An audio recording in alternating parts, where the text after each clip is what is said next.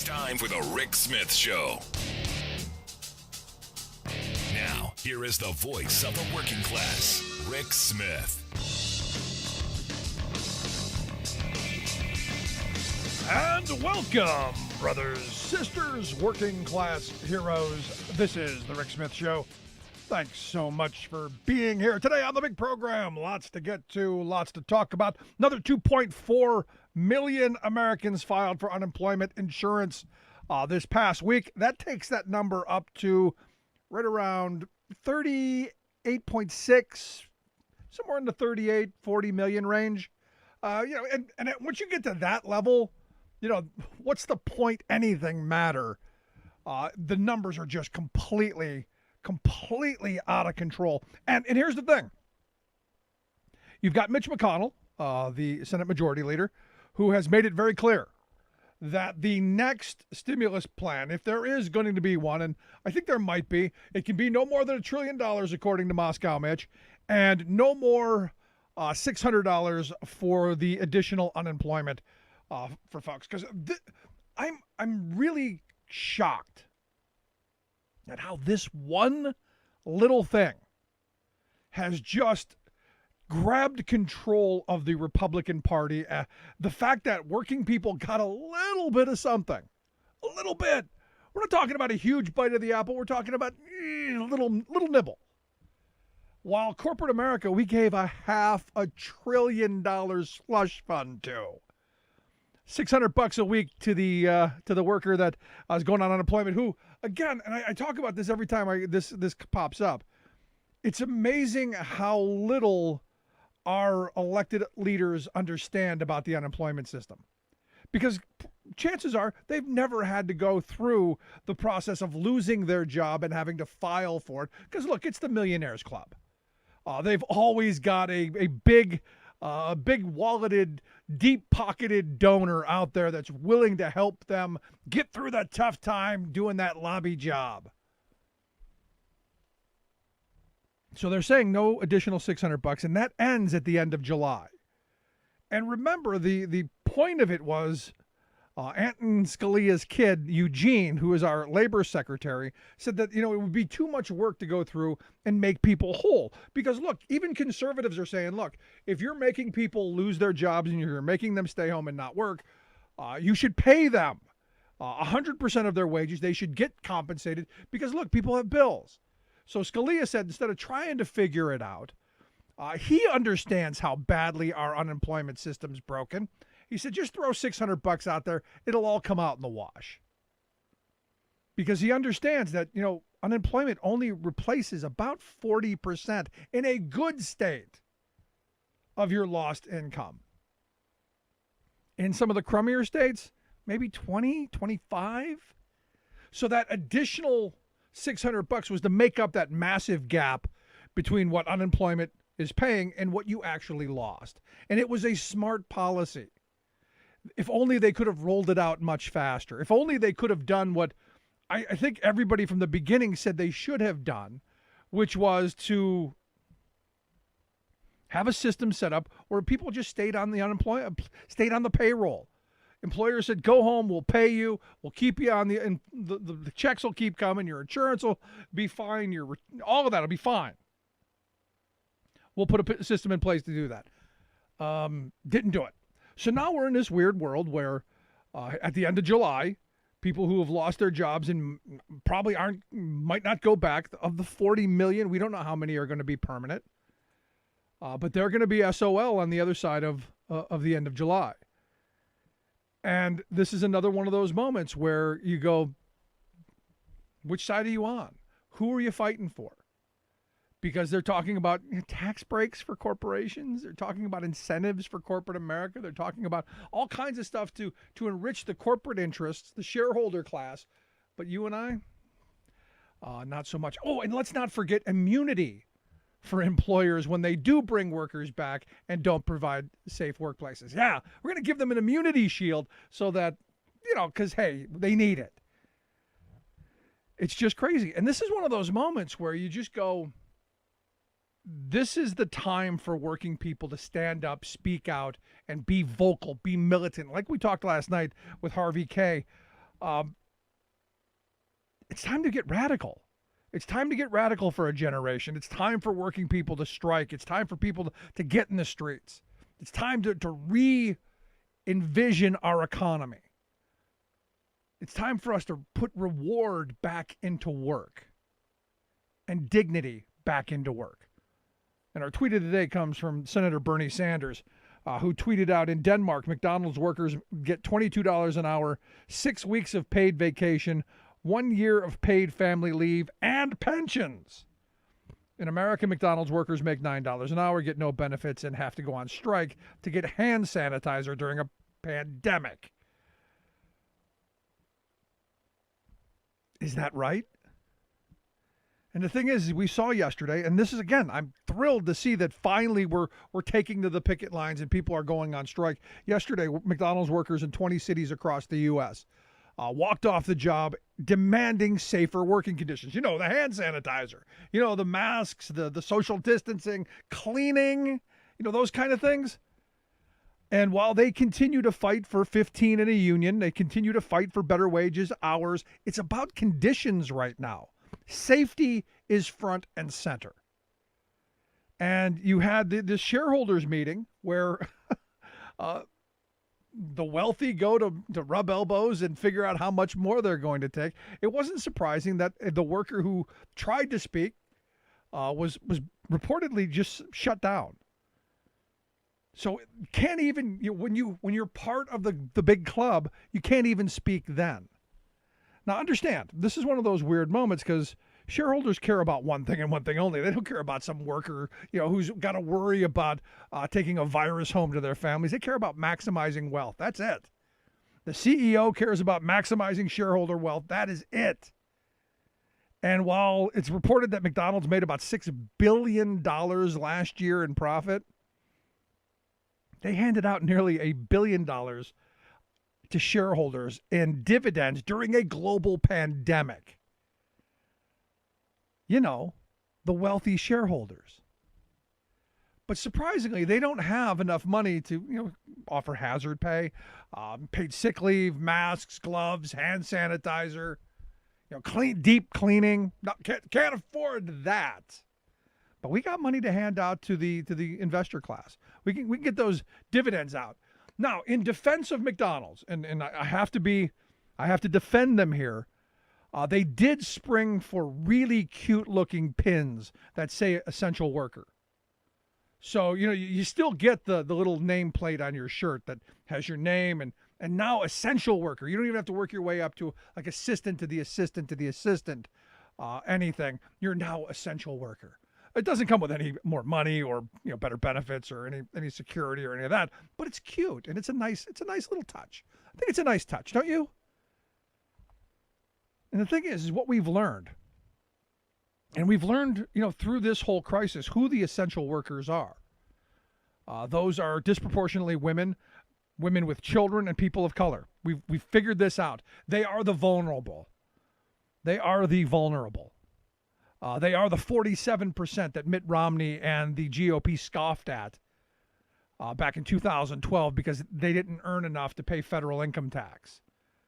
They're the 47% that the ACLU says shows up to work sick because they don't have paid sick days and they can't afford to miss a day's work. It's those folks. They're the ones who don't have health insurance. They're the ones who can't see a doctor when they get sick. They're the ones who go without paid sick leave and then have to show up to the crummy job in unsafe conditions because they can't afford to miss a day's pay or to take care of a sick child. They're the ones we're not protecting. And now you see this story with the Wall Street Journal saying is that McDonald's is evidently going to leave them even more vulnerable as they seek to reopen the dining rooms. As if it isn't bad enough already, let's make it worse. And this is one of those moments where I keep coming back to, when do we say enough? And good on these workers for taking to the streets and highlighting the fact that these conditions are what they are. If you have a situation where you're in a situation where it is unsafe, you got to tell somebody. But the sad reality is, and we talked about this the other day, OSHA has answered only 7% of the COVID-related claims. Only 7%. And in none of those cases did they issue any citations. So we can't even fall back on what we were led to believe was going to be our savior. And this is the scary time for me and why I'm not a Trump supporter. Because all we hear from the Trump people is, in order to get the economy going, we need to deregulate. We need to make OSHA weaker. We need to make the EPA weaker. We need to make all of those protections that we think we have that aren't protecting us. We need to make those weaker. And I know, they're job-killing regulations, Rick. Don't you know? Well, I'll tell you, the people-killing lack of regulations is what I'm concerned about. And the people-killing lack of a cop on the beat to actually enforce what little labor law we have is even more concerning. And we talked about this yesterday. This is one of those things that, really just drives me insane. Because when the PR time was needed, when companies were stepping up and they were saying, during this tough time, we really care about our essential frontline heroes. We're going to give them hero pay or essential worker compensation. We're gonna suck it up and we're gonna give them a $2 or a $3 raise. How do you like that? So we're going to take you from 7 1/4 up to 9 1/4 or 10 1/4. Yay! And all you have to do is put your life on the line and your family's life on the line. That's all you have to do. And now what we're seeing is they're pulling this back. And Janice sent us an email yesterday asking the question, how can they get away with this? And the answer is because there's nothing to stop them. Unless you join and form a union, unless you have a contract. And it's, like when the tax cuts happened. If you remember all the PR spin that came out of that, there are a couple of companies that handed out bonuses, one-time bonuses, not raises, mind you, but one-time bonuses that everyone, oh, look how wonderful they are. And they got tons of good PR and tons of slaps on the back. And, oh, look at our good corporate citizens and how wonderful they are. And we did the same thing now. Such and such a grocery store gave extra $2. Oh, they really care. And now they're clawing it back. Why? Because they can. And this is where I've been saying for a very long time, we need to be pushing for an increase in the minimum wage, and now is the time to do it. If you look at Washington State, and Washington State's always been the example for me, because if you remember back in 2013, they were pushing hard for $15 an hour. And in fact, in the town of SeaTac, Washington, they actually won the first Fight for 15 campaign and got the minimum wage raised to $15 an hour in 2013. The following year in Seattle, they got it up to $15 an hour. Today, that minimum wage in SeaTac, that minimum wage there is $16.34 an hour. In Seattle, it's $16.39 an hour because they kept adjusting it for inflation and they kept raising it to meet what it would cost to live. Washington State has the highest minimum wage in the country at $13.50 an hour. That is where we should be moving. None of this, hey, out of the goodness of our hearts, please give us hero pay or essential worker pay. No, demand higher wages. Fight for them. Put them into law. Put them into contracts. And don't let them walk back from it. And this is one of those times where the reality is we've got to fight for, yes, laws and politicians who are going to fight for us, but you're going to have to take to the streets. And, in this hour, we're going to talk a little bit about the workers who have done that, the struggles that they're facing on the job, the things that they're seeing and that they're having to deal with. Because, look, how many people 3 months ago, 4 months ago, thought of a fast food worker as essential? Now we've given them cute little pins. They've got pins that say they're essential and wonderful, and we're so thankful for them. The grocery store checkout person who now is a frontline hero, and we give them, so much words. Just put them up on the pedestal. We throw a couple of pennies at them, but they're no better off than they were before. In fact, they're worse off. They're less safe. If you really want those words to mean something, that frontline hero or that essential worker, if you want that to mean something, that should come with being able to support their family. That should come for being able to, if they're sick, stay the hell home and not infect everyone else. And if their kids are sick, be able to stay home with them. It seems like common sense. And at the minimum, they should be able to have health insurance. So if they do get sick, they get to go to a doctor. So Keep your words, keep your praise, keep your pennies. It's time to demand something real, something tangible, something that my grandparents' generation fought for. The most prosperous working class in the history of civilization they built. How? Not by asking nicely, but by walking the picket line and demanding. That simple. Going to take a quick break. When we come back, we're going to talk with a McDonald's worker about her experience, what she's seeing, and why she took to the picket line. Quick break, right back. Stick around. You're listening to The Rick Smith Show. There's nothing more American than workers standing up, and the union gives a voice to win. On The Rick Smith Show. I'm Rick Smith, and this is Labor History in 2. On this day in labor history, the year was 1984. That was the day Toledo auto workers at AP Parts Plant battled police in an attempt to save their union. The battle unfolded on the 50th anniversary of the historic Toledo Auto Light Strike. 400 members of UAW Local 14 had been on strike against the parts plant since May 2nd. The company imposed a final offer that stripped workers of their seniority rights, ended 30 and out pensions, and cut wages by 40%. They then laid off 175 workers and targeted the rest with a campaign of harassment and discipline. Workers walked off the job when the NLRB dismissed the union's unfair labor practice charges. Local newspapers printed the names and addresses of striking workers in a blatant attempt to blacklist them from area employers. Strikers had it with AP's union-busting tactics, which included paying the hated private goon squad Knuckleus Security $45,000 a week to escort scabs into the plant.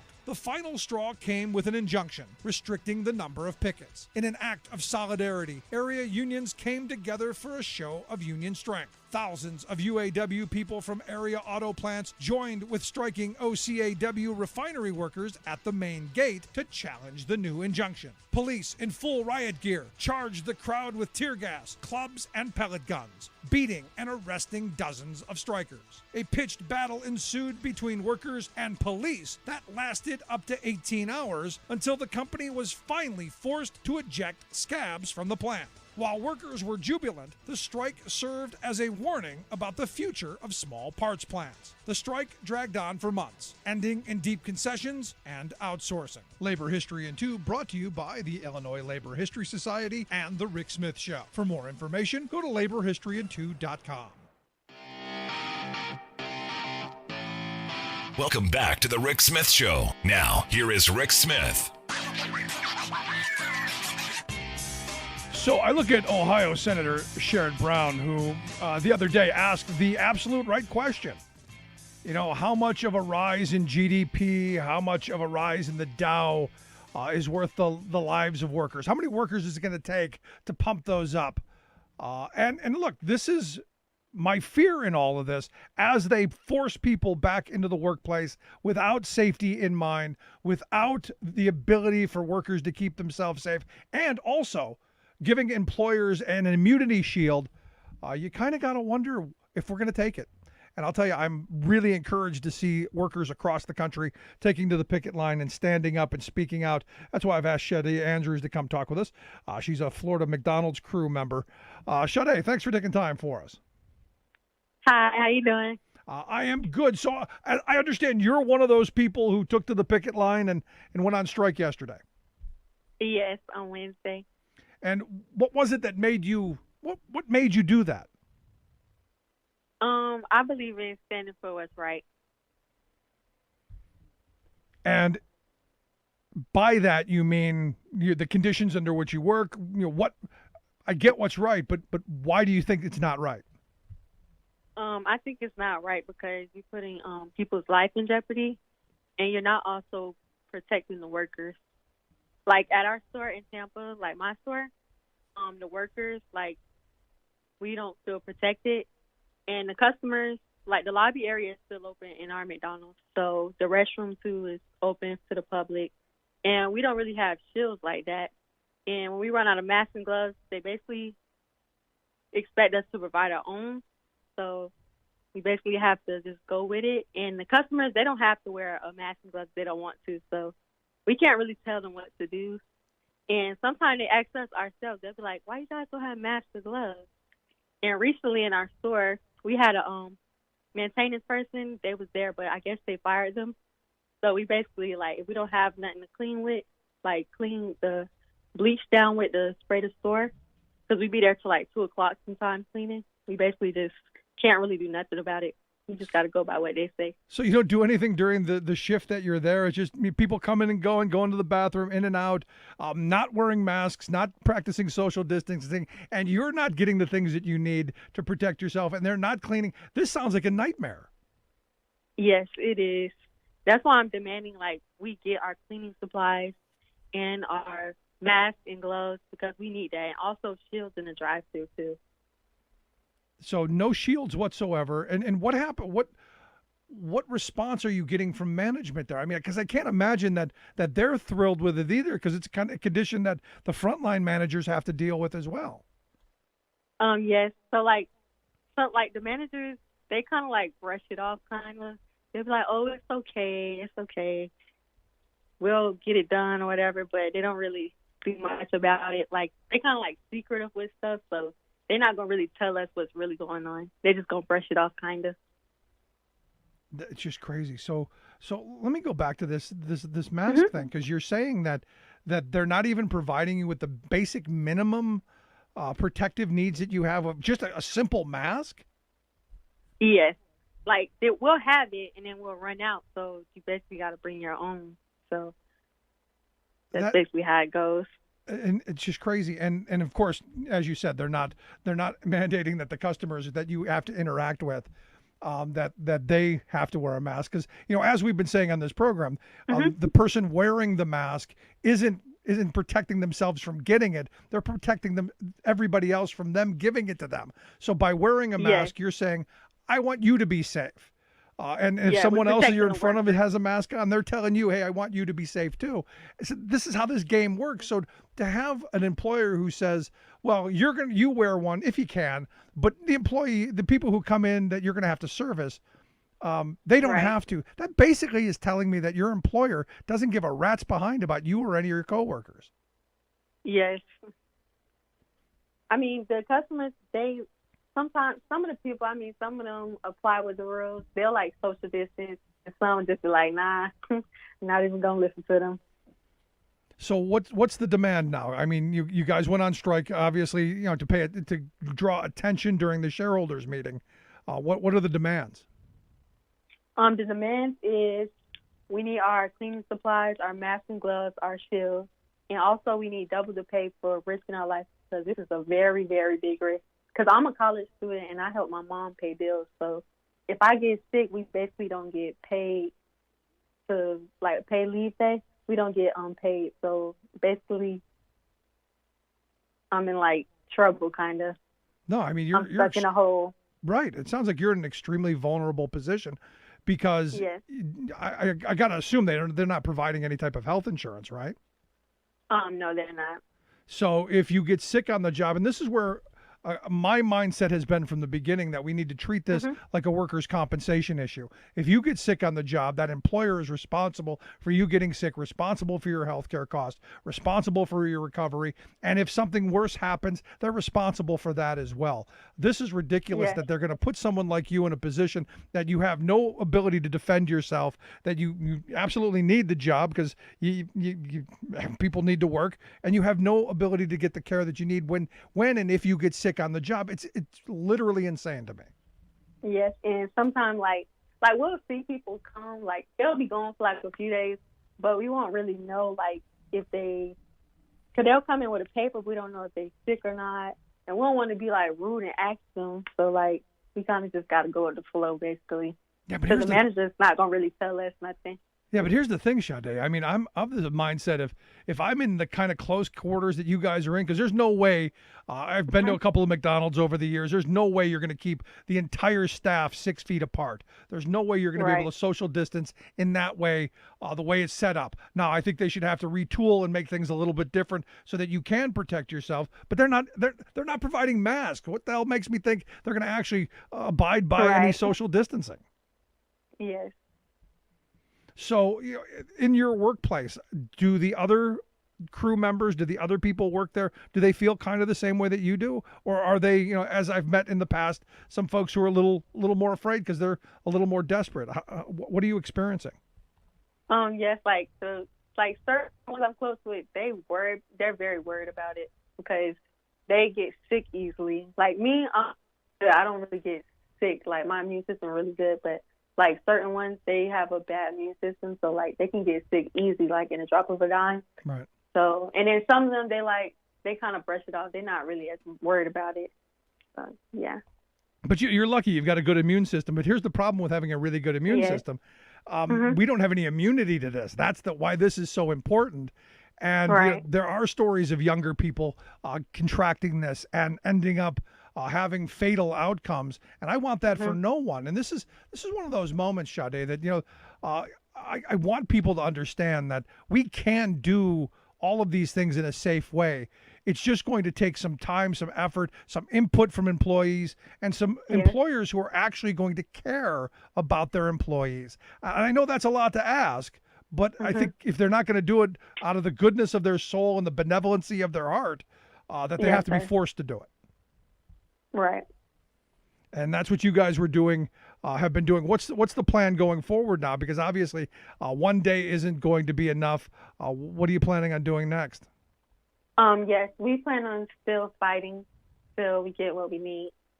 So, like, we'll always, on Wednesdays, we'll just keep leaving out of work to go on strike and whatever else we have to do.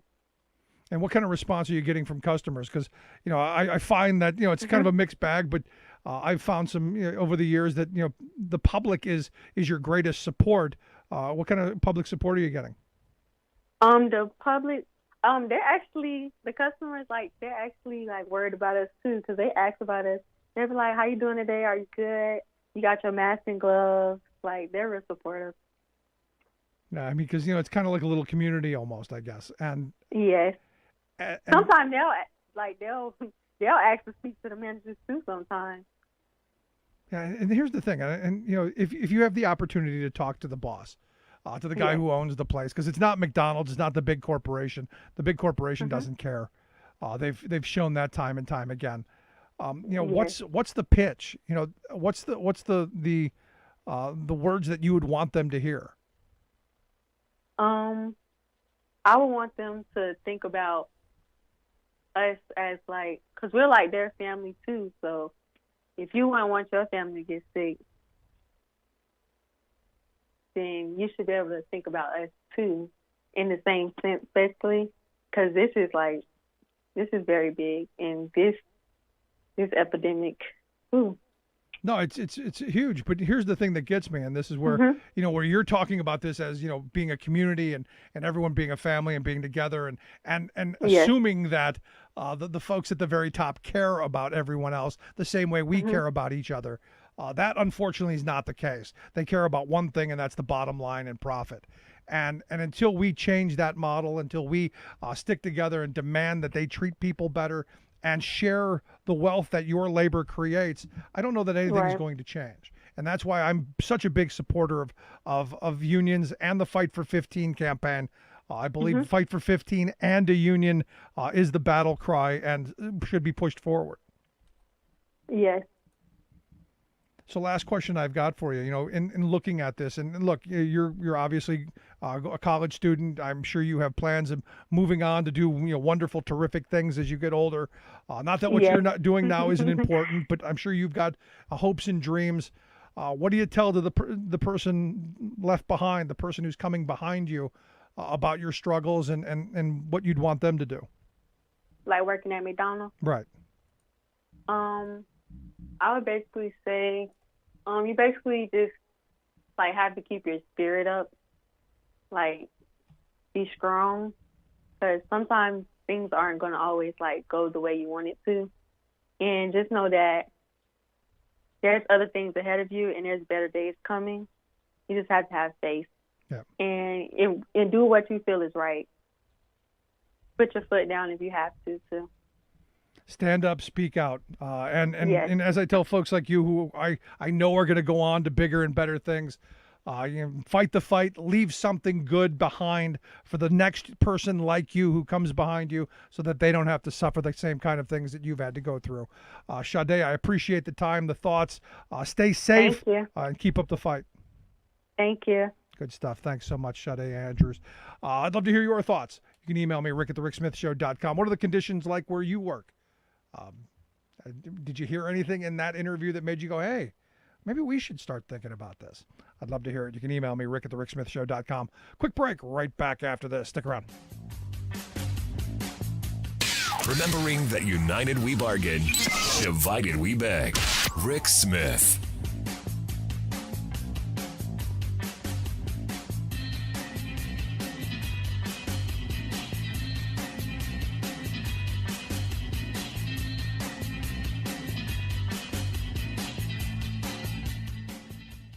I'm Rick Smith, and this is Labor History in 2.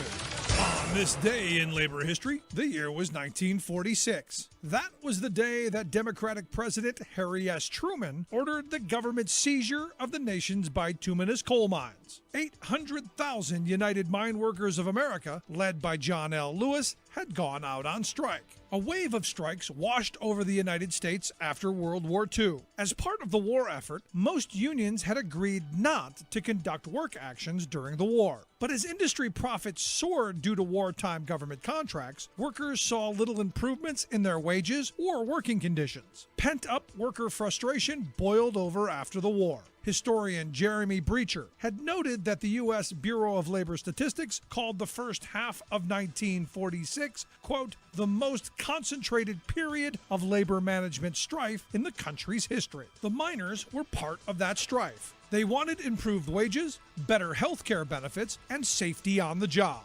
The strike had a ripple effect felt far beyond the coal fields. In early May, the Chicago Tribune warned, quote, the nation's worst coal strike tonight slowed the wheels of American industry toward a predictable full stoppage. Coal turned the wheels of industry, and the strike had drastically slowed mining. The government seized the mines and ordered the miners back to work.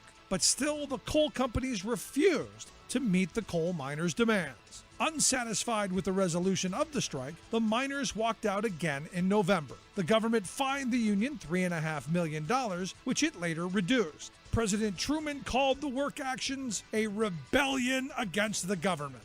But the determination of the miners forced the owners to agree to most of their demands. Labor History in 2 brought to you by the Illinois Labor History Society and The Rick Smith Show. For more information, go to laborhistoryin2.com.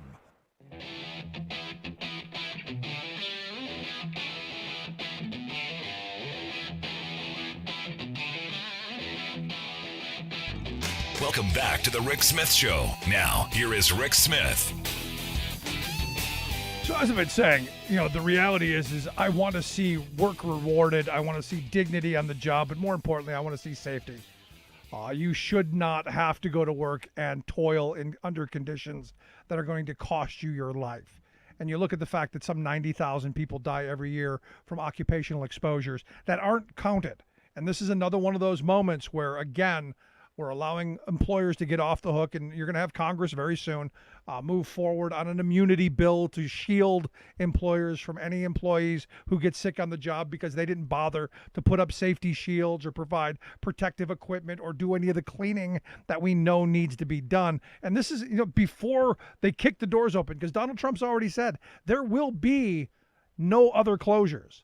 Whatever happens, we're going forward, we're going through it, which means if you get massive spikes and you get thousands of people getting sick, what's that going to mean for those frontline workers? I mean, we've already gone through the hero thing and the essential worker thing. And I forgot to ask Sade if she got one of those essential worker pins that are so sought after. But, the thing is, we absolutely, positively have to stand up in this moment. That's why I've asked Rita Blaylock to come talk with us. She's a North Carolina McDonald's cook.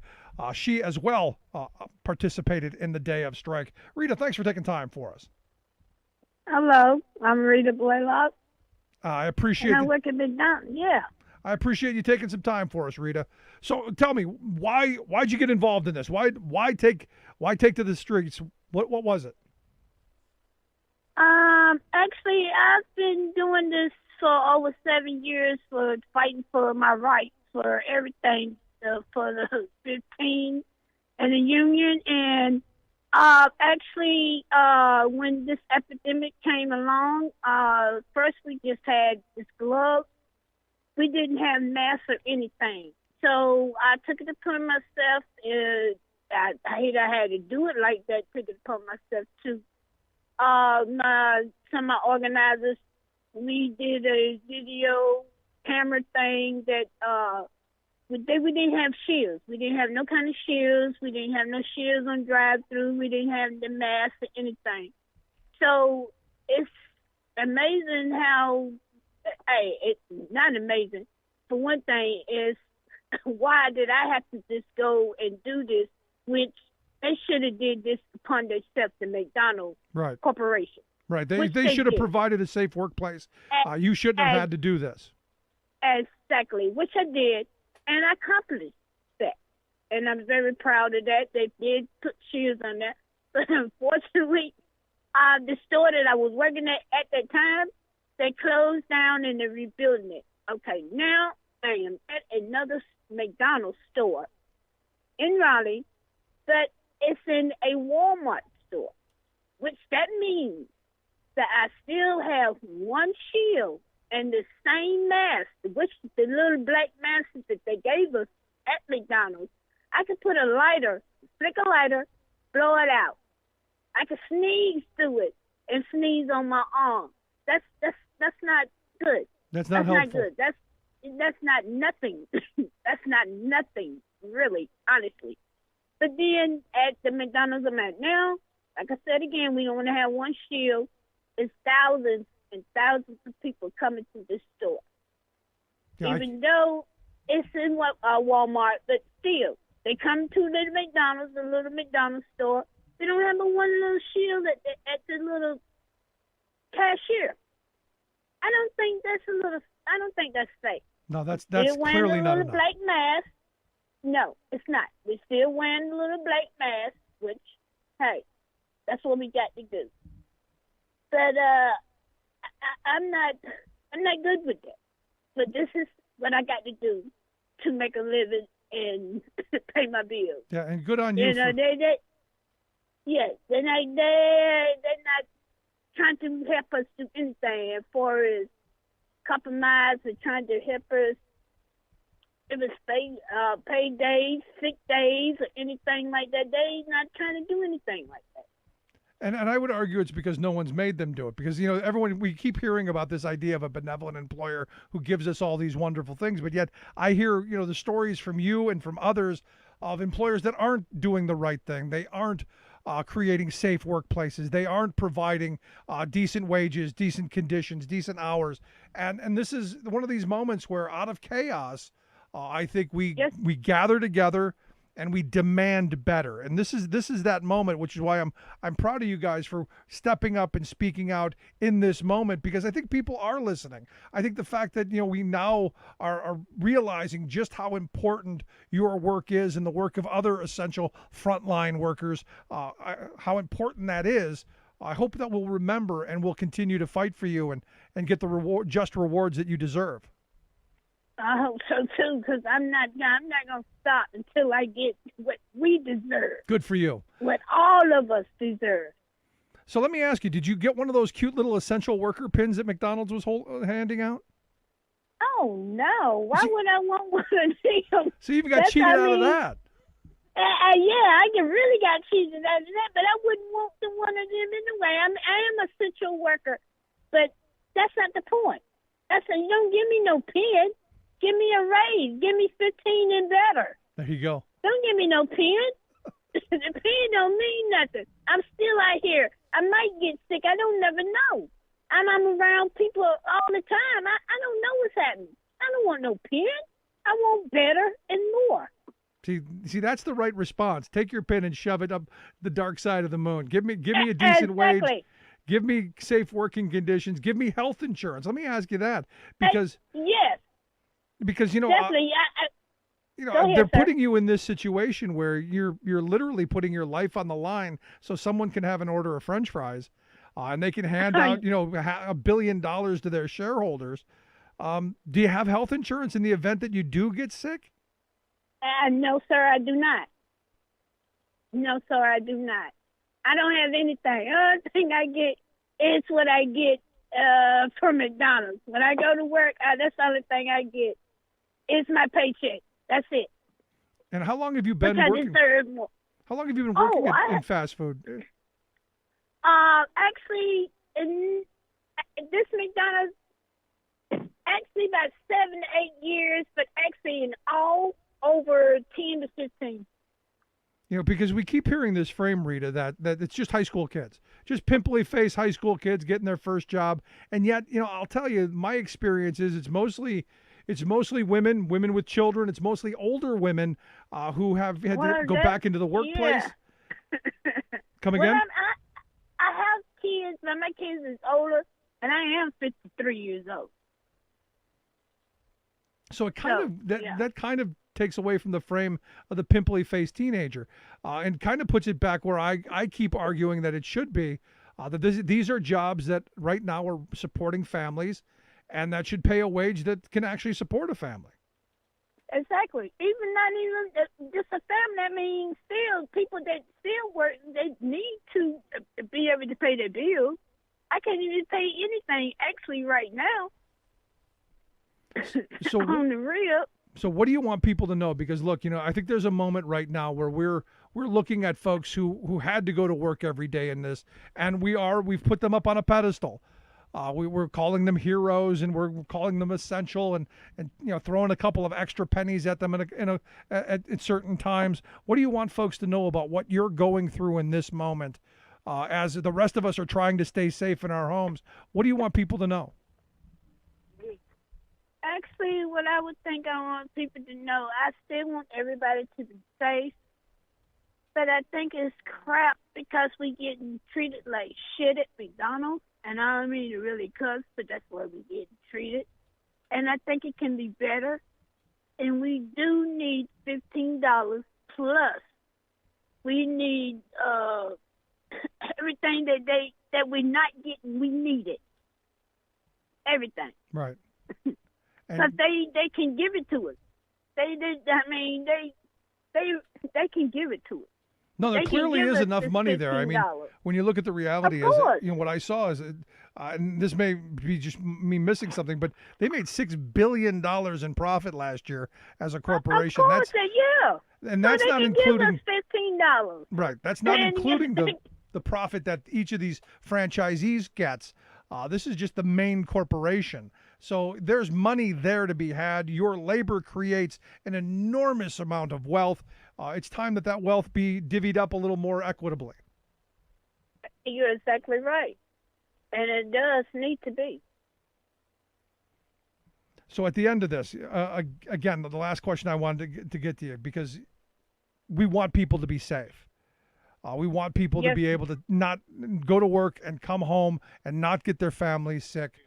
What do you want folks to do? What is it we can get legislation passed, legislators to do? What can we get legally passed through? What do you think? What are we asking for on that front? I'm asking for sick pay. I'm asking for the raise the 15. Raise 15. I'm asking for, I don't know, I'm just asking for a lot. It's just so much that I can really ask for. But right. I'm asking for what people in the industry, in the working industry can need. No, I mean, you need health insurance, first and foremost. You need health insurance if you get sick, that you can go to the doctor. You need paid sick time so that in the event that you do get sick, you don't have to go broke or end up homeless because you got sick. And you need a living wage so you can be able to support yourself. And more importantly than all of that, you need safe working conditions so that you don't get sick from the beginning. There's so much of this that can be legislated, so much that can be demanded. And I think the work that you guys are doing by taking this to the streets and speaking out is so important. That's why I thank you, Rita, and I thank you for coming on and sharing some thoughts with us, and I wish you the best. Okay, thank you, sir. Thank you so much, Rita Blaylock. See, it seems that simple to me. If we can have a $500 billion slush fund for corporate America, if we can have a giant trough for the Wall Street pigs to put their snouts in, we should be at least be able to provide safe workplaces, health insurance for people when they get sick, some time off to help heal, to get better, and a reasonable living wage. Is that too much? For an industry, understand, an industry that rakes in billions in profit. Something wrong with that. Love to hear your thoughts. You can email me, rick@thericksmithshow.com. I'm going to take a quick break. Right back. Stick around. Remembering that united we bargain, divided we beg. Rick Smith.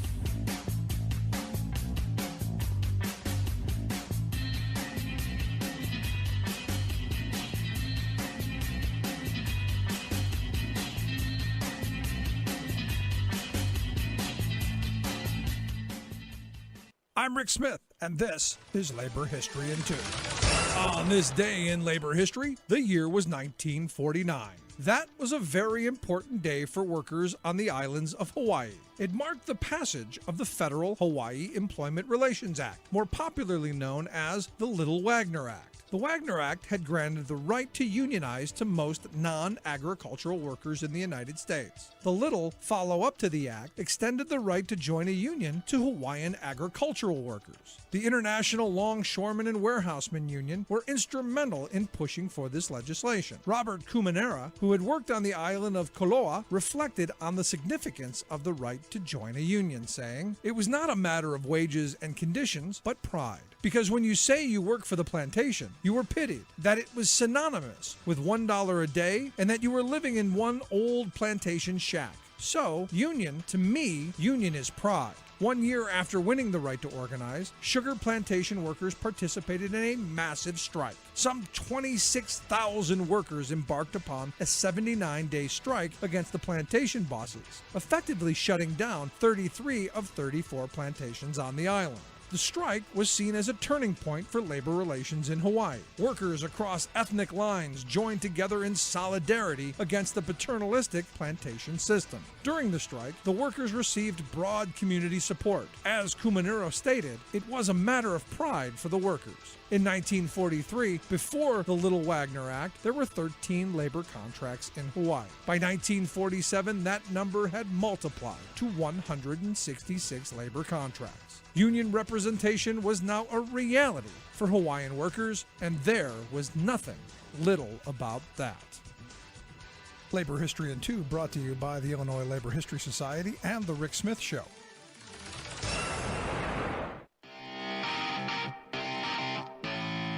Welcome back to the Rick Smith Show. Now, here is Rick Smith.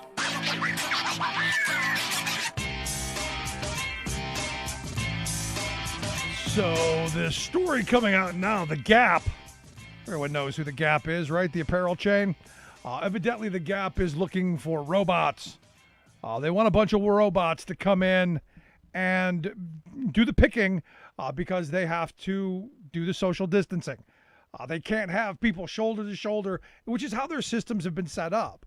And this is going to take a lot of retooling if we're going to get through this. This is going to be employers working with their employees to think about how to do things better and smarter and taking the workers' view into account. This is the important part. These employers are going to have to get used to something that they haven't had in a long time, and that's listening to the people that work for them.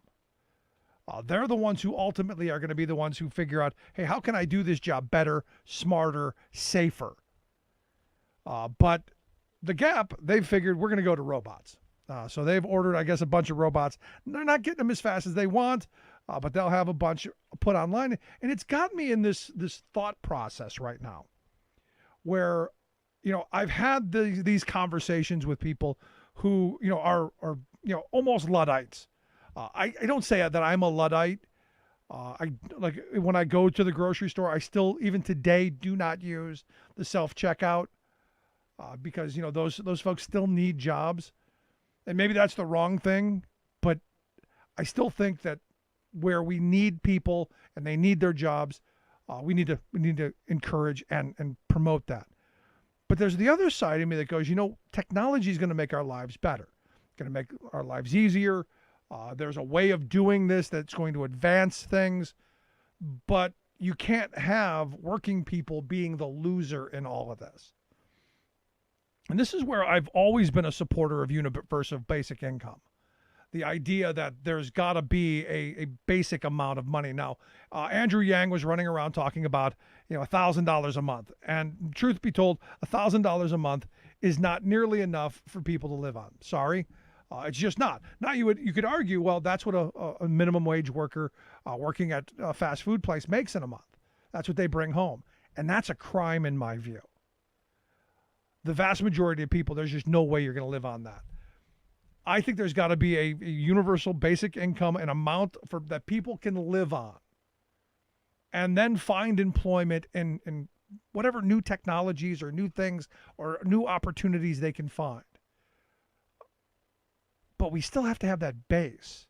And this is really a huge change from where we've been over the last, my entire life, which is, you go to work, you punch a clock, you collect a paycheck at the end of the week, and, if the employer needs you, you get to come back the next week.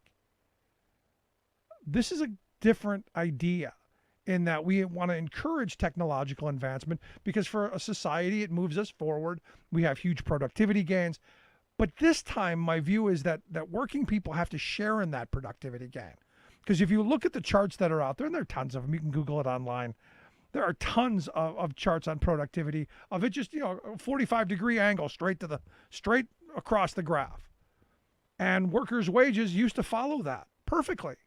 As more work was done, as more productivity happened, raises happened, better benefits, there was a share. And that's because you had unions fighting for the share of it. And then sometime around the mid-1970s, that deadline, complete deadline, wages have been stagnant and declining ever since.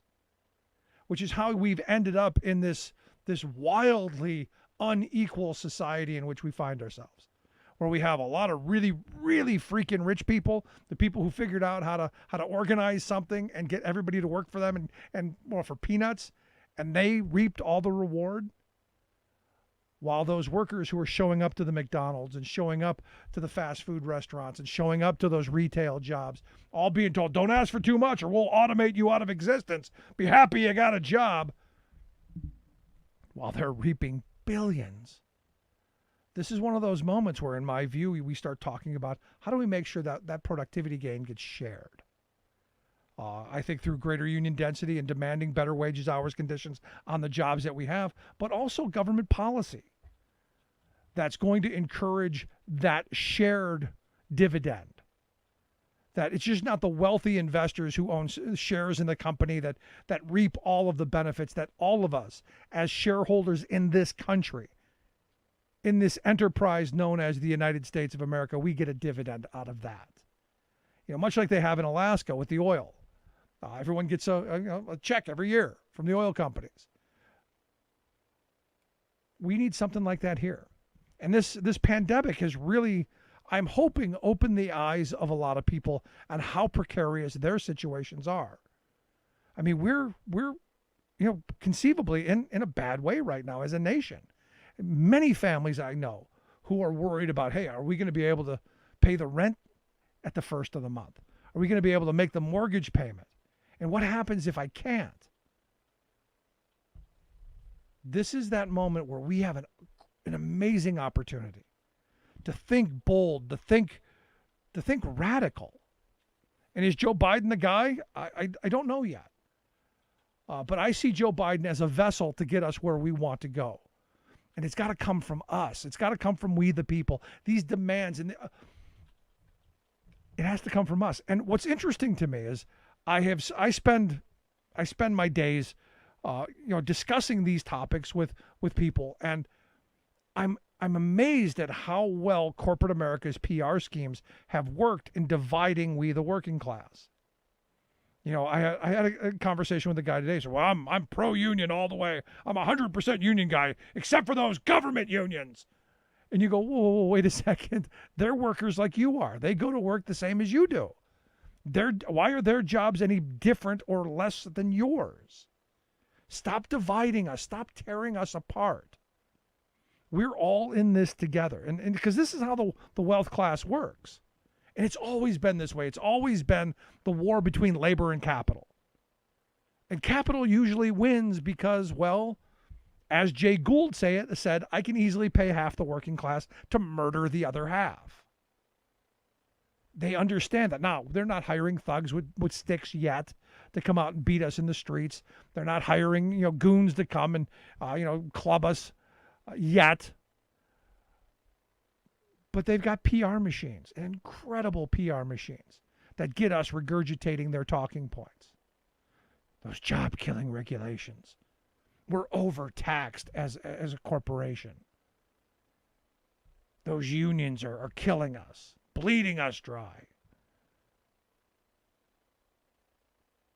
They've really, you have to give them credit, done a masterful job of convincing us that the medicine we need is what's going to kill us, while simultaneously telling us that the medicine that could kill us is what's going to save us. I mean, Trump and his hydroxychloroquine is a perfect metaphor for what's happened in this country over the last 40 years.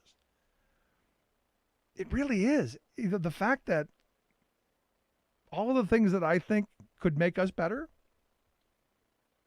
Republicans and the right have been fighting against since, 70 years now. Going back to the John Birch Society and William F. Buckley and the conservative movement and all of those, from that point all the way forward into the Powell Memo era and the creation of the Heritage Foundation and the American Legislative Exchange Council and all of those state policy network think tanks that do nothing but come up with really bad ideas for moments like this. You don't think they pay those people high six figures, to dream up bad ideas and put them into policy papers that no one reads except each of the other think tanks and maybe a handful of people like me who've got nothing better to do. But those are lying around. So when the crisis hits, they can deregulate. Because all I've been hearing from conservative groups right now is we need deregulation. We need to get rid of those onerous job-killing regulations and give the economy a jump start. We need to get rid of all those environmental impact studies. We need to get rid of all of that stuff. Let business go forward. So business can do, as George Carlin used to say, do what business does. Give you a good you-know-what. Bend over and drive the sale home, so to speak. This is where we are. And understand, they've got really, really smart people who focus group test everything. I say most of the messages that come out of the right wing are focus group tested, think tank approved. They have wrung them every which way so that they can boil them down to the lowest common denominator. Death tax, to me, is the most brilliant frame that you could have ever come up with. Because nobody likes paying taxes, but it got working people to think, I don't want to pay taxes when I die. Except the only people who do are people who made at the time over $11 million, or had over $11 million. And there are very few of us in that category. John D. Rockefeller was the first person to pay an estate tax. He paid a 70% estate tax. This is back in the 30s. Do you know we still have rich Rockefellers today? Interestingly enough.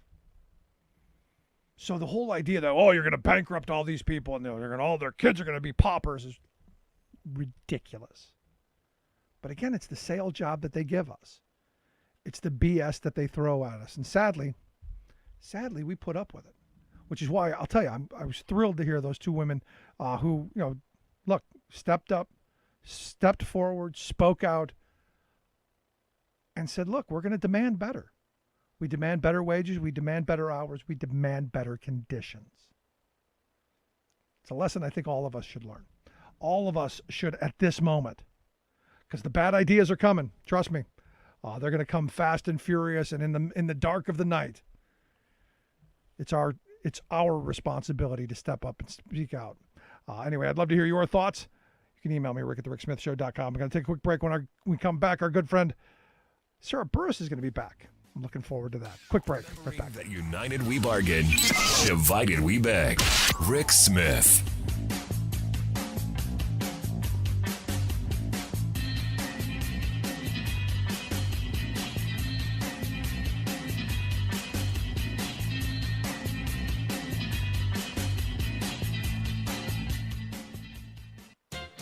I love those nature shows that probe the behavior and intelligence of birds, elephants, and other fellow creatures. However, there's one exotic critter that shows have ignored and is crying out for analysis: humanoids superricinoids. While some in this rare species seem like normal Homo sapiens, as a group, the superricinoids exhibit aberrant destructive tendencies.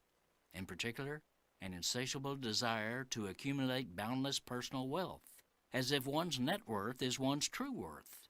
They view life as a primal competition to be number one, the richest of all. Robert Frank, an analyst of plutocracy, points to the insane competitive zealotry of Larry Ellison, the multi-billionaire co-founder of Oracle. Frank writes that when Ellison learned that a rival billionaire was having a 400-foot yacht built, a boat one-third bigger than a football field, Ellison rushed out to get a 450-foot yacht. Toys are one thing, but the uber-rich tend to feel entitled to exploit rank-and-file workers, crush small competitors, pay no taxes, rip off consumers, defraud investors, contaminate our environment, buy elections, monopolize markets, and demand to be publicly celebrated and idolized. But when poked, these wannabe demigods turn into wimps. Now that their freakish greed is being denounced by the American majority and politicians of both parties, the royals are squealing like pigs stuck in a fence.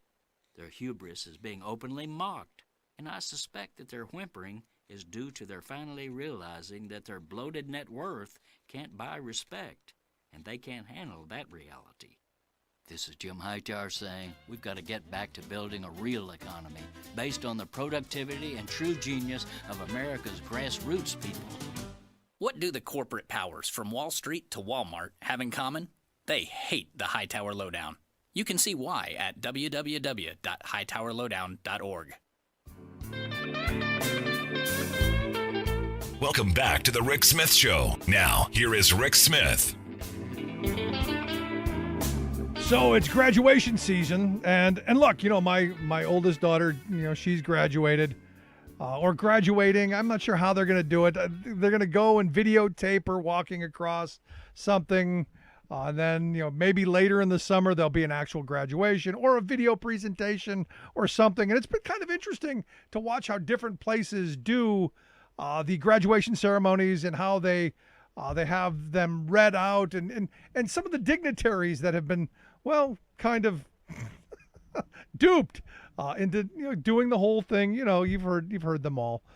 That's why I've asked our good friend Sarah Burris to come share some thoughts with us on the graduation season and also share some thoughts on the top news of the day. Sarah, thanks for taking time for us.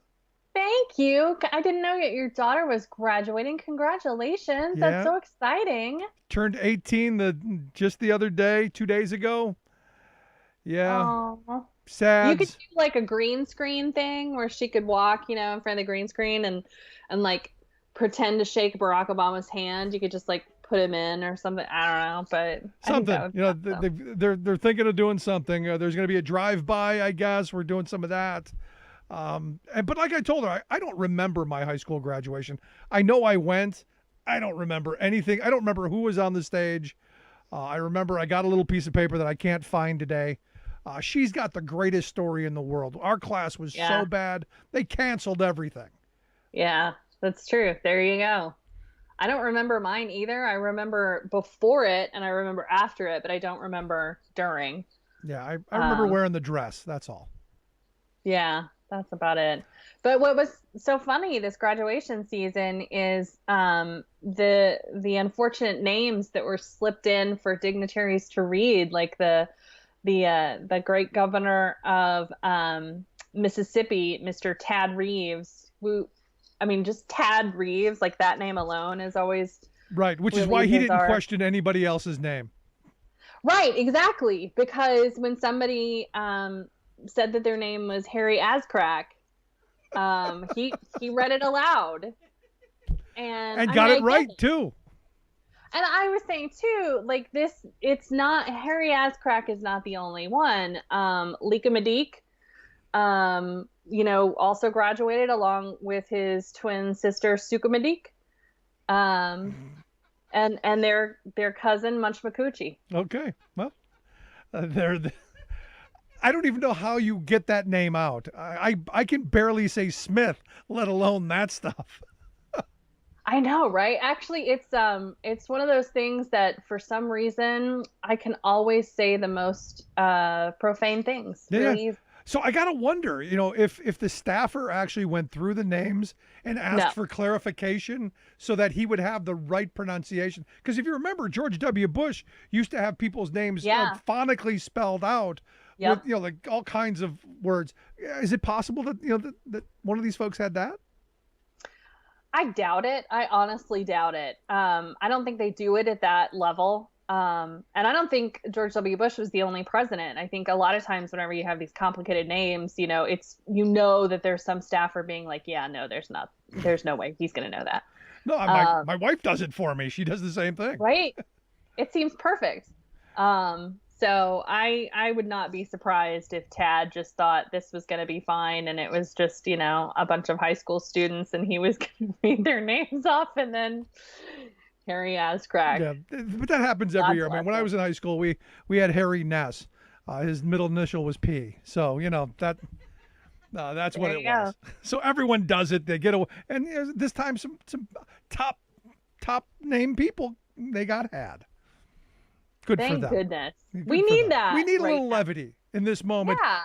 especially on a day-to-day when we now see the number of people who've passed from this virus. Just terrible. And you've got Trump saying we're going to now lower the flags. Now after all of this time, going to lower the flags to half-mast. And I thought you asked the perfect question, which is, great. When do we raise them? Yeah, that's the thing that's really been hard to think about is, how many names, how many people does it take for us to lower them? And then at what point is it really appropriate to say, okay, we can raise it again? Like how many people die? And, how many do we go down to? Does it go down to one? Does it go down to none? And it's just, we're about to hit the 100,000 mark. And I don't feel like Trump really understands that these aren't just numbers, right? Like these are people's family members. And it's just hard to think about, I lost my grandfather recently, not to COVID. And I can't imagine, not being there. It was the most important thing I will ever do in my life is be there with him when he passed. Right. And there are people that are dying alone and their family members don't get to be with them. And these are real people. And I don't think Trump understands that. I don't think that he can conceive of that level of importance in someone's life. And I don't think that he has the heart to really be able to empathize with people's families right now. And that's the thing that I hate so much about this is that we need that, we need those leaders who really have that understanding and that ability to, hold a survivor and hug a widow and all of those things. And we just don't have it. No, in fact, when Obama gave the commencement speech over the last weekend, it was like 8 minutes long, but, there was that moment where I said, this is the kind of leadership that we need. Someone who's going to bring us together and have those words to console and those words to give some real hope instead of this kind of, reality show, self-help, guru kind of pitch that we're getting from Trump. Because, now we find out that, if we have a major spike, he said he's doing nothing to shut anything down or do anything to stop it. So now we're looking down the barrel of, another spike and something that's really, really dangerous. Yeah, I mean, they're talking about this fall, things getting even worse. And, we've got 50 states that are opening now. I'm still not leaving the house. I'm terrified. I flew here, to be with my grandfather when he was sick, and then as he passed. And so I don't want to fly back to Washington because it just seems really scary and really dangerous right now. I understand that everybody else is going back to normal, but I'm not there yet. And I don't think that there are a lot of other people in the country who are ready to take that big step. And I think once people are ready, in the fall, we're going to see another resurgence and everybody's going to freak out again. Right. And what you've got now is, again. The sad thing now is you've got the Republican Party who's basically laying out this road that we're going to all have to travel down, which is one of, no real extensions for unemployment. They're talking about cutting the additional $600. There's going to be no help for families who are going to want to be able to stay home. And they're talking about immunity for employers at a time when you need to make sure that they are providing safe workplaces. It just seems insane to me, but this is what the Republican Party is telling the working class of this country. And I hope that people remember that in November, because, if you're being forced to go to work and risk your life, those guys in Washington are the ones that are making you do it, right? Like, we need to make sure everyone in the country really firmly understands Mitch McConnell is the one who's sending you back to work to risk your life so that people can, I don't know, whatever. People can get the cars that they want. People can, get their buy French fries. Whatever. Yeah, people can, go out to their bars. And it seems so dangerous to me. And it's just absolutely evil that people then don't have any recourse to fight back to that. Either you go to work and risk dying, or you quit and you can't feed your family. And it's downright evil is what it is. Which is why I said from the beginning, I didn't see the guaranteed minimum income in the HEROES Act like I was hoping. I thought, if Nancy Pelosi said it's a messaging bill, so I would have thrown that in there. But also I would have thrown in there an option. If you're being forced to go back to work, if Trump's going to use the Defense Production Act to force slaughterhouses and food processing plants open, workers should have the option of staying home and staying on unemployment, and have the real choice. That would then, make employers go, we need to get better wages for people, and we need to make sure that those workplaces are safe to entice people to come back to work. Yeah, absolutely. And that's sort of what's happening with a lot of the, even though the meat processing plants are not, they're not willing to take those steps. And so people still aren't coming back to work. Yeah. Those folks are not necessarily paid well enough that they can't then go and find something else. And so then people who, they don't have enough people coming into slaughterhouses and chicken processing plants and stuff like that. They don't have enough people. So now we're having a meat shortage.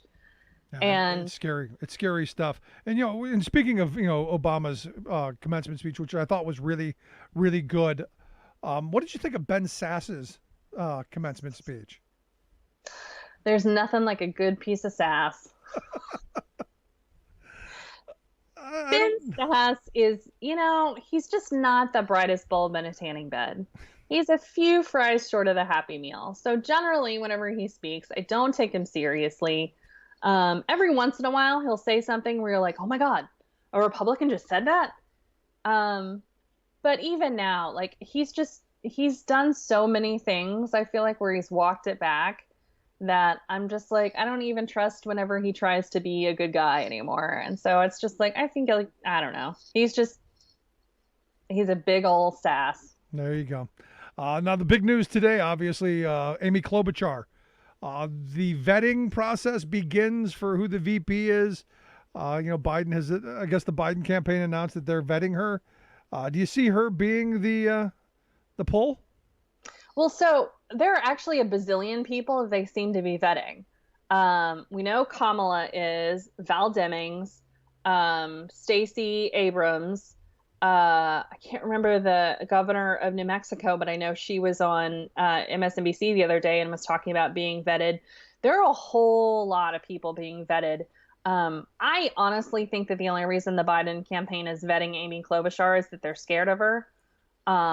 because, she throws things at people and she has a serious anger problem. And, I just don't see Biden being willing to get a stapler thrown at his head. Okay. Yeah. But that's just me. So that's that. If she is the VP choice, you have just now written the first Saturday Night Live skit. Thank you. Chunk. Because I'm seeing this and that's big news, and I'm hoping she's not it. I'm hoping to get someone. We're in a moment in history where we need a bold thinker. We need a visionary. We need someone who's going to excite the base and excite people for the possibilities of radical change in the future. And I just don't see her being that.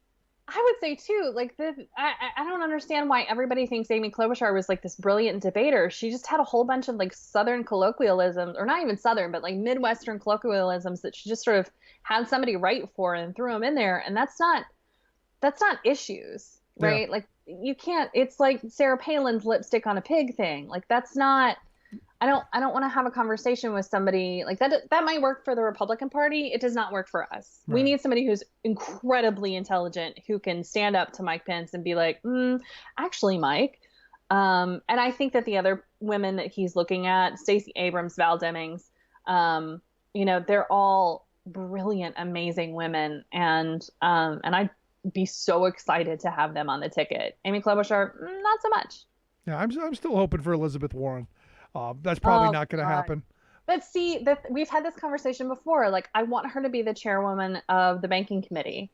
Like, we need her so bad to basically just completely fix the entire bank system. She can be our Jared Kushner.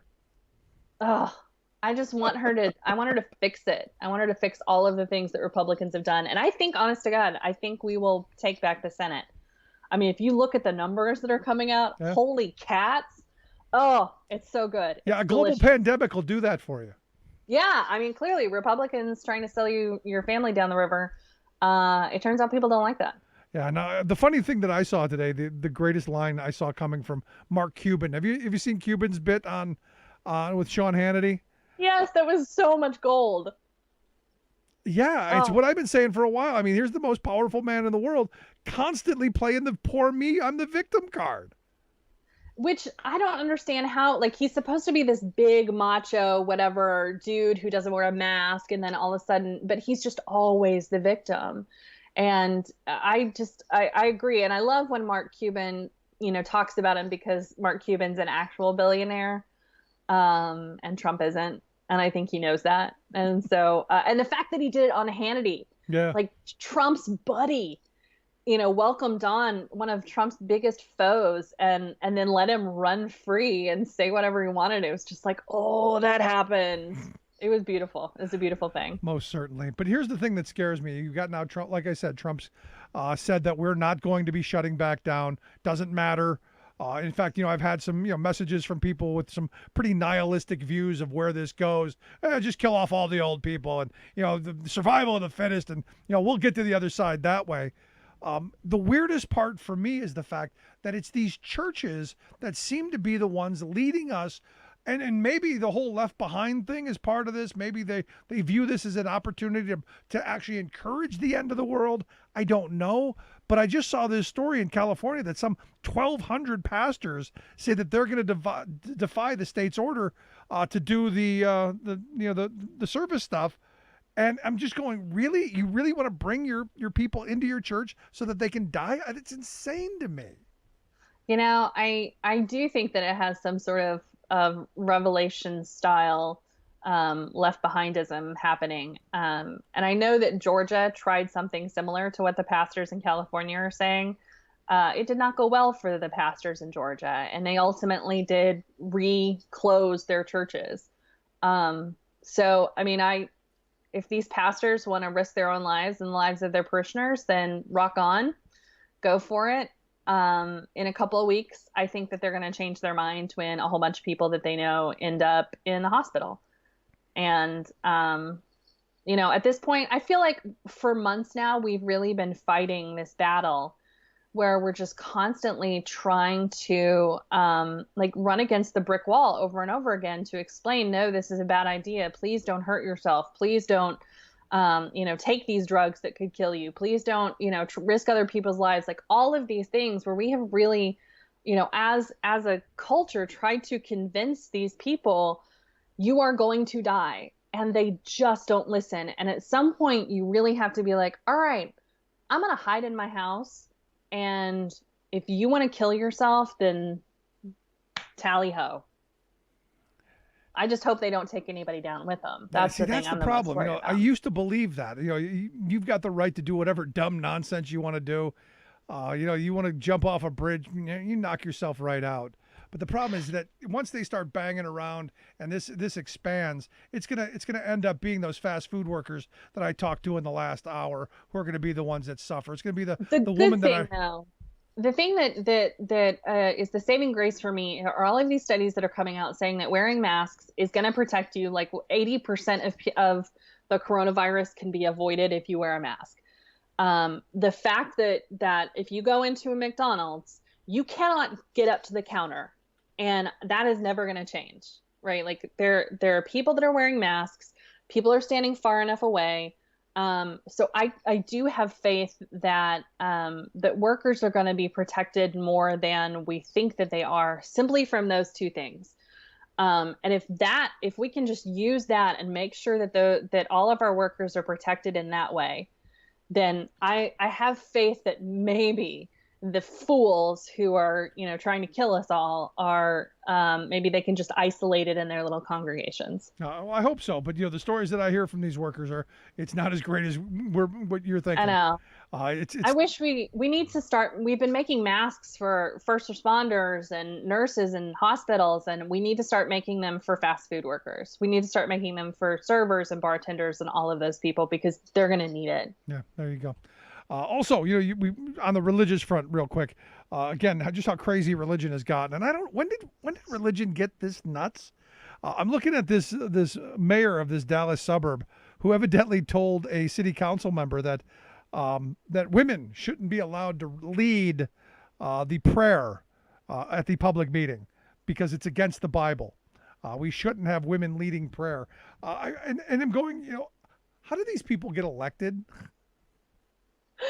That, and you just have to wonder, how's it working out for all those men leading the churches? How's that been working out for you? Because you don't see a whole lot of reports of nuns molesting children. You do, I will argue, you do actually see a couple. You see millions of children who got molested by priests and male pastors. And so, it's just one of those things where you kind of want to ask these people, really? Bless your hearts. Also, Donald Trump today didn't wear a mask. Are we surprised? No. I mean, the man's been taking a drug that could kill him. So I think he has a death wish. At this point, that's got to be the only reason. The drug that he's taking, it can make his skin all elasticy and peel and stuff, and it can make his hair fall out, and it can make him paranoid and all of these other weird side effects, including like the heart rhythm issue. And he still took it. And so you're just like, do you now think he doesn't want to wear a took mask. It though? I wonder, that was one of the things, my weird conspiracy theories were that maybe some goddess doctor like slipped some Lexapro into a bottle just to, get him to calm down a minute, or like somebody, some doctors like back there scraping aspirin off of the written on the pill and just like throwing it in a bottle. I mean, people have made jokes that it was actually Flintstone vitamins. I don't know, but I'm amazed that he hasn't had serious medical issues, because Nancy Pelosi's right. He's not in good shape. He is not a healthy person. And what's been really interesting is like what she actually said has been lost in the fact that she said he's morbidly obese. Right. But the way that she talked about it is she was like genuinely saying, this is not healthy for you. Like it was a very sort of motherly, caring thing for her to be like, this is a bad idea. You're going to get hurt. And you really don't expect that from a Democrat, being like, Mr. President, please don't die. right? Like, please don't do anything to hurt yourself. You wouldn't really expect that because we're all kind of just like, Take double the dose. Yeah, I mean, there are a lot of people who are just like, I don't care if he takes it. Good luck. But that's also Nancy Pelosi who says that she prays for him, and which is why women shouldn't be allowed to pray in public. Right, because they'll pray for everybody across the board, even Donald Trump. Oh, it's crazy. Let me ask you a last line of questioning because I want to focus on the McConnell bit. Because McConnell has said, the next phase of stimulus is not going to be more than $1 trillion. They're not going to allow the extra $600 to go to unemployment. And there has to be immunity for employers. What are the chances of that passing when you compare it to the $3 trillion messaging bill that the Democrats just passed not too long ago in the House? It's never going to happen. And I think, that's already the bill that they passed in the House, McConnell said is dead on arrival. And there's no way in hell Democrats are going to let something like that go through, like some of the immunity for businesses go through, especially in election season. If Republicans want to pass that in the Senate, then by golly, I wish them luck. Every Democrat can vote against it. The Republicans can vote for it and have it on the record, and they can send it to the House where it can die a slow death. But there's no way in hell that passes the House in an election season. But here's the problem with that. Now you end up in a situation where the economy is in a real bad spot. The number today, 2.4 million more unemployment numbers, up to almost 40 million people in this country unemployed. You're not going to flip the switch and everybody go back immediately. You're going to need that extended unemployment. You're going to need to get that extra money into people's pockets. And you've got the Republicans who very short-sightedly are just so stuck on that $600. It's really incredible to me how that's really just stuck between their ears. We have seen this movie before. Remember all the shutdowns?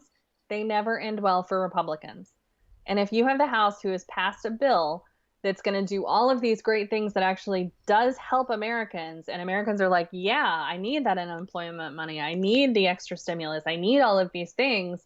And Republicans are going to say no to it in an election year. They're going to try and do that. It's just not going to work. It's going to be like the shutdown battle, except I think it's going to be much shorter because I think Republicans will panic. I think McConnell will hear from his caucus, you cannot do this. I cannot survive this.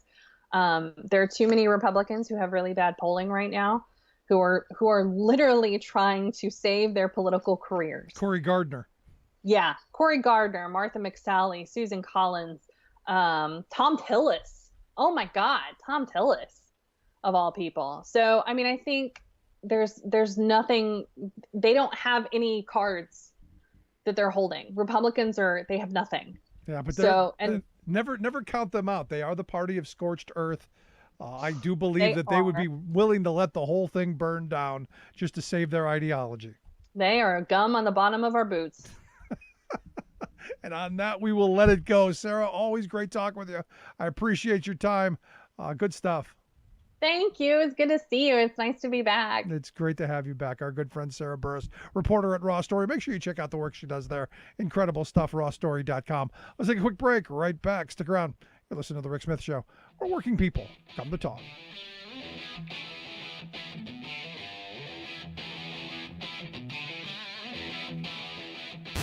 Saving work in America, one show at a time. The Rick Smith Show.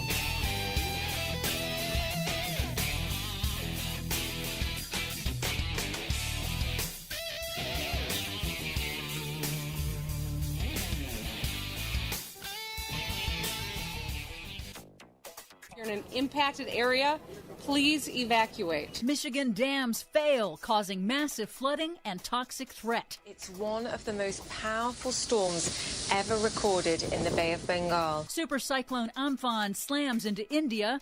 Trump administration hits renewable energy projects with rent increases. Plus, global emissions plunged an unprecedented 17% during pandemic shutdowns. All of those stories and more straight ahead from BradBlog.com. I'm Brad Friedman. And I'm Desi Doyen. Stand by for 6 minutes of independent green news, politics, analysis, and snarky comment. Thank you so much for that, Desi.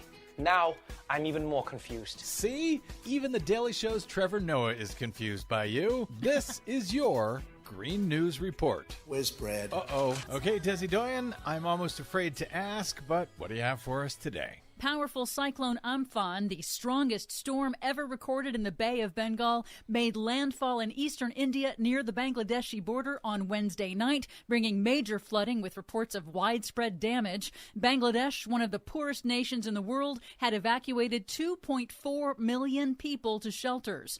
Officials say it will take days to assess the extent of the damage. And of course, those evacuated in India and Bangladesh were also under stay-at-home orders, and they have to go to shelters now and try to socially distance inside the shelters? Yes, it's a terrible situation. And that's a similar situation to what we're seeing in Michigan right now. Yes, about 10,000 residents were forced to evacuate from catastrophic record flooding amid the global pandemic after 2 aging dams failed in central Michigan on Tuesday night. The region has seen record rains of as much as 250% above normal in recent weeks. Both dams were privately owned and had been rated in fair to unsatisfactory condition.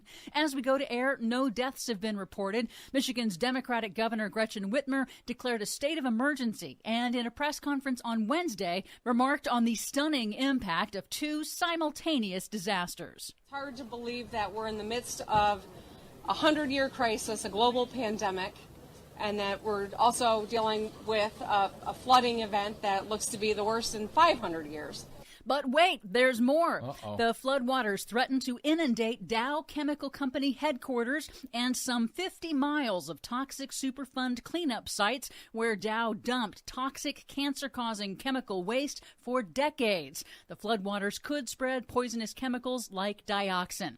Studies have confirmed that heavy downpours have already increased nearly 40% since 1950 in the Midwest alone because of man-made climate change. And obviously now we see our aging infrastructure is not ready. Yeah, there's another dozen or so dams across the state of Michigan that have also been found to be structurally unsound. In Washington, the Trump administration has been pushing hard for tax giveaways and other financial assistance and bailouts for the oil and gas industry, instead of fixing the infrastructure. Going so far as to give oil companies drilling on public lands a break on royalties paid to the public for extracting their natural resources because of the coronavirus pandemic. But this week, the Trump Bureau of Land Management decided suddenly that this was the week to end a 2-year-long rent holiday for solar and wind projects that are operating on public lands. The Bureau of Land Management hit them with a massive retroactive rent bill. Wow. In the middle of a pandemic. They're giving free money away to the oil and gas industry, but when it comes to the renewable industry,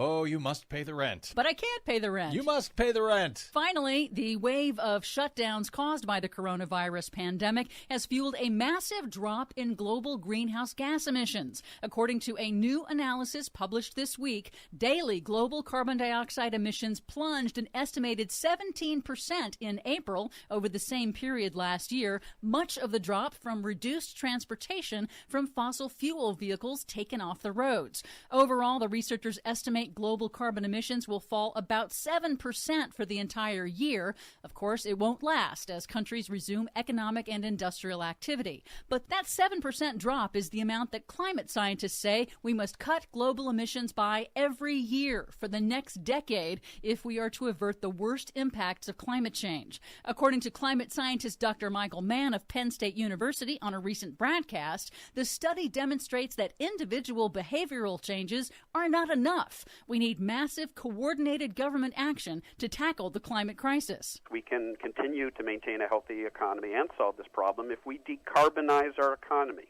It's not rocket science. If you move away from fossil fuel burning to renewable energy, then you can continue to maintain a healthy economy without generating that carbon pollution. And another way to look at it, we reached 17% emissions reduction by accident, not by design. Imagine what we could do if we actually tried. There's an idea. For much more on all of these stories and the ones we couldn't get to today, check out our website at greennews.bradblog.com. I'm Brad Friedman. And I'm Desi Doyen. And this has been your Green News Report.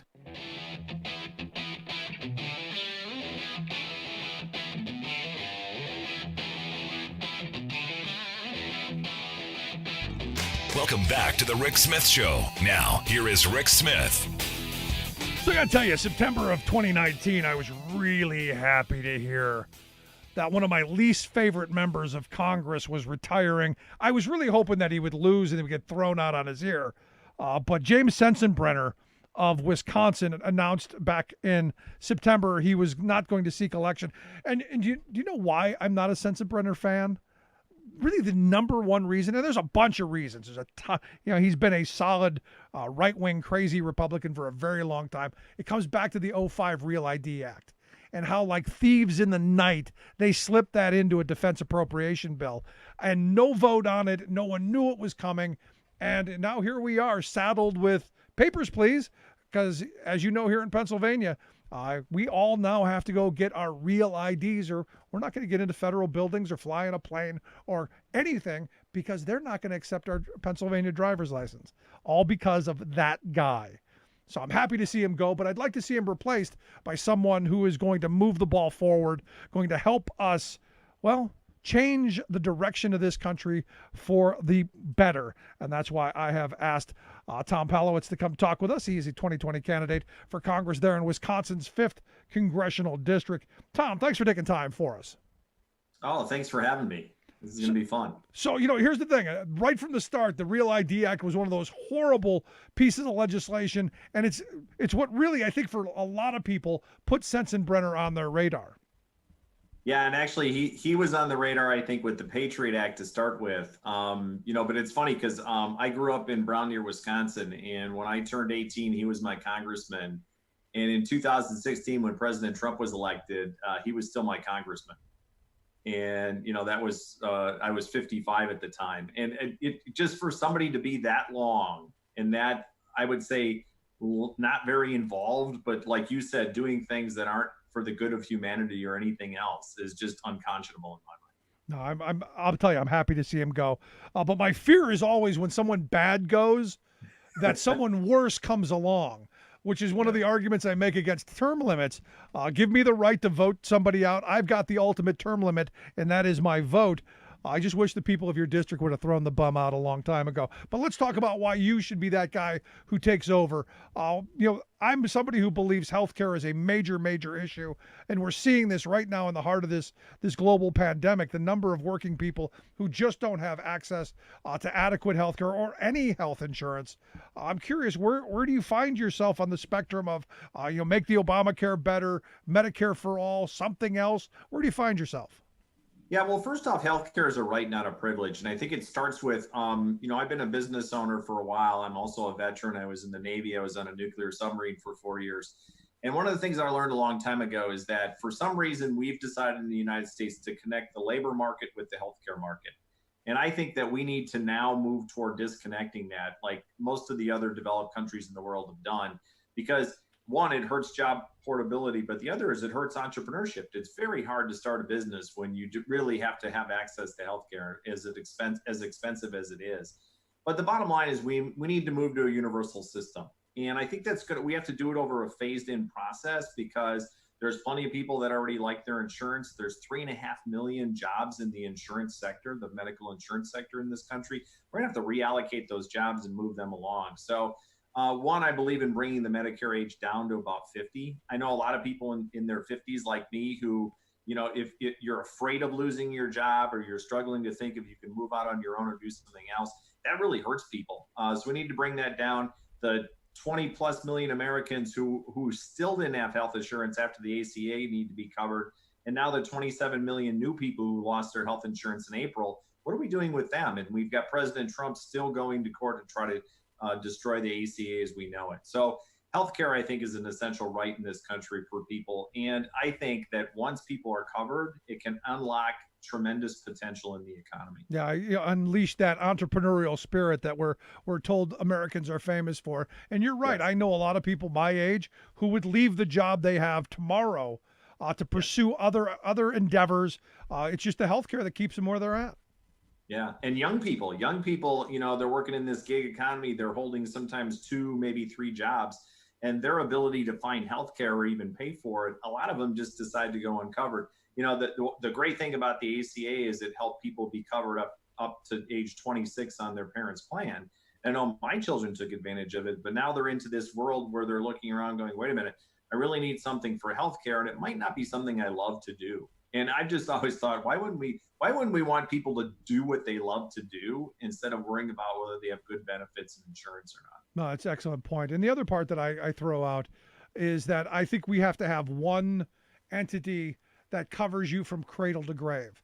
Yes. Because I think then you have a better continuity of care, a better incentive for you to get preventative care. And also, maybe we start thinking as a society of doing things a little bit differently so that things outside of our control don't end up making us sick. Just kind of a thought that I'd like to throw out there. Oh yeah, and the other thing to think about though is like this pandemic has shown how disjointed our healthcare system is. I mean, you can't even get hospital systems to talk to each other about just sharing data. How many hospital beds are empty? How many patients they really have? This information is key to being able to manage a pandemic. It's not available. It's very hard to get. So, but the other part is like you said before, is being able to create a proactive healthcare system. Right now, we have a reactive healthcare system and a for-profit system. I think there's a lot of hospitals right now hurting because there's not as many elective surgeries happening. That to me is sort of a tragic thing to think about. It's like we need more people being sick who are going to the hospitals to have surgery. Otherwise, the industry doesn't do well. And I've always thought, like, if you're in the middle of a heart attack, you're not looking to get 3 quotes to find out which hospital is going to be cheapest. You're trying to save your life, and that's the other thing about this is we value life. And we're willing to pay whatever it takes to make sure people are saved and are healthy. And we can't put a dollar price on it. And we can't just, we can't have people saying, well, they're just not worth it because they can't afford their insurance. Yeah, and we're in one of these weird moments, Tom, and a time where I never thought we would be as a country, where there's actually a voice out there and people who hold elective office who are saying, well, this pandemic is bad, but, we're just going to go back to normal life and we'll let those, whatever category of weak you want to throw out there, the elderly, Right. the infirmed, the disabled, we'll just let them go. And Right. and I can't believe that we're, actually having that bit of a conversation somewhere in this country. It's tragic, and the other part of this whole thing though is that by making sure people have good access to healthcare, they'll make better decisions about their health. And I think we'll become a much more healthy country. I mean, we pay almost 40% higher than any other country in the world for our healthcare, and our results are way at the bottom. No, we're already paying for it. We're just not getting it, and it's a We're just not perfect getting thing. it. Right. No, and for me, the last bit on this, I think my thoughts are that healthcare is one of those things. Like in case of emergency, break glass. Yes. I don't want them having to go out and find other revenue streams. I want them to be there when we need them, and not having to go out and make stuff up. Yes. Just a You know, thought. in the world of business, it's called cross-selling and upselling. The last thing I want is my primary care physician cross-selling and upselling me. It's not something I think would make a lot of sense. Yeah, it's crazy. But here's the thing. I mean, while healthcare is a major issue, I know your campaign, you're talking about climate change. And I hope people will take a look at your website, tomforwi.com, and we'll get links out on our social media of how you can check out his website. But I know climate change is high up on your list. And I'm not sure a lot of politicians, say healthcare 1, climate 2, or vice versa. But equal importance, I think, of both. What's your idea on the climate? Well, I think climate change is the number one overall issue that we need to be addressing. One of the weird side effects of shutting down our economy has been that we've actually lowered the carbon load into the atmosphere. I just read today it was down 17% worldwide this year. We can't shut down the entire world economy for 3 months at a time moving forward just to try to lower the carbon load. We've got to get creative. We got to get inventive. But the one thing I was really encouraged by is recently green energy has overtaken coal in the United States as one of the leading forms of energy. And for us to backslide as we restart this economy, I think we have this wonderful opportunity as we restart the economy to really think about how do we restart in a way that's going to help everybody. I'm a big fan of what's called carbon fee and dividend, which is a market-based way for people to be able to decide how much carbon they want to release into the atmosphere. What it does is you pay for the intrinsic value of the carbon that you're using, and then everybody gets the same dividend check back, either monthly or quarterly. And what that does is it allows you to decide if you want to make or lose money based on how you want to live. And what will happen is things that put a whole bunch of carbon in the atmosphere will get a lot more pricey, and people will move their dollars away. And it's a market-based phenomenon. In fact, it was put together by Republicans a long time ago, but Republicans want nothing to do for it right now. It seems like they do that an awful lot. I'm also a big fan of nuclear energy, which some people aren't. But like I said, I was on a nuclear submarine for 4 years. We were chatting earlier. The biggest challenge with the nuclear industry is what do we do with the waste? But I think we can figure that out. But we probably need to get back to thinking about building nuclear power plants, because being able to transition from an entire fossil fuel industry, energy sector over to green energy is going to take a while. And I think nuclear can be that huge bridge to getting there. Yeah, I mean, the problem with that is you're going to run into is, there's still Chernobyl, there's still Fukushima, there's still a number of unfinished power plants around the country that were, giant money holes. How do you deal with that? Well, I think the starting point is we have to stop subsidizing fossil fuels, and we have to start subsidizing things that'll put less carbon in the atmosphere. Because we're not paying for it right now, but our children and our grandchildren are going to end up paying for it. Right. I just saw a study recently that said that what they're talking about in the level of rising seas, they think they've actually underestimated slightly up to this point based on the way that their models were working. So now they're looking at a much higher rise in sea level. And you're talking about losing Florida. You're talking about losing the coast. I mean, what's the cost of that? And you and I aren't necessarily going to, that burden's not going to fall to us, but it's definitely going to fall to our children and grandchildren. Yeah, well, maybe my kids will get beachfront property here in Pennsylvania. in Pennsylvania, could be. You never know.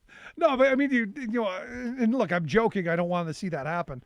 But, out of every crisis, there's opportunity. I look at the crisis we're in right now. There's really an opportunity to rethink and to think big and bold. And as FDR said, it's time every once in a while for a generation to be radical. I think right now is the time we need a radical generation to think about how we're going to transform our economy and our country for the future. Yeah, and I think it starts with, like you said before, climate change is a huge issue. And I think if we restart our economy and put more hands into the people that spend the money, I don't know if everybody's noticed, but the pandemic it's really pointed out who drives our economy and who the most important people are in our economy. It's frontline workers, it's the medical profession, it's the food industry, it's all these different industries where, traditionally the pay has been relatively low, and people have been balking at a $15 an hour minimum wage. And if you do the math on the subsidized unemployment, so the federal government's kicking in an extra $600. If you do the math, that works out to between $20 and $24 an hour across the United States. That to me is where we need to start heading from a minimum wage standpoint to bring wages back in line with productivity. Because you already know this, since I think that between 1946 and 1980, wages grew over 5%. The stock market grew about 2.5%.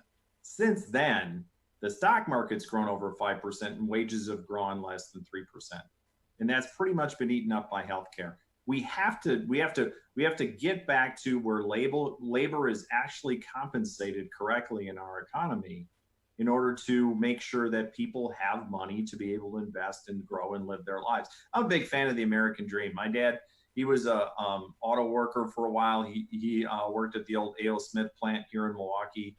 And he was a high school educated guy from Upper Michigan who was able to raise a family of 5 kids on one salary. And you just can't do that anymore. No, you absolutely can't. And which is why I'm a big fan of organized labor and people's rights and ability to join and form unions so that they're able to fight for better wages, hours, conditions. Because in that same bit of time that you were talking about from the end of World War II into the mid to late 1970s, as productivity gains went up, workers' wages followed almost identically. And then right around the mid to late 70s, that deadlined. And wages have actually been stagnant and declining since then. And for me, the easy, simple answer is, well, there's been an all-out assault on people's ability to collectively bargain. So there's going to have to be a major overhaul of our labor laws. And, there's talk of the Employee Free Choice Act during the Obama years, now the PRO Act, You had Bernie Sanders talking about doing away with Taft-Hartley, which I think would be a great start. Where do you see yourself on the labor front, and is there a policy that you would push forward? Well, one, I think we need to make organizing easier within different sectors. Like Amazon's a great example.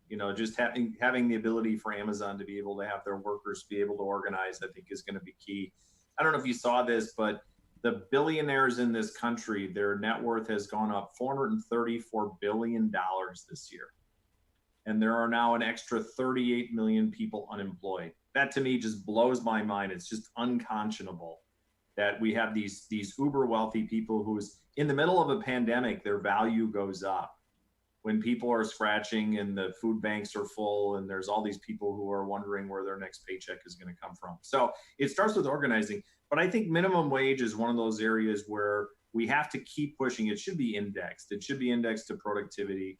And if you can move that index up, I think that lifts it all up.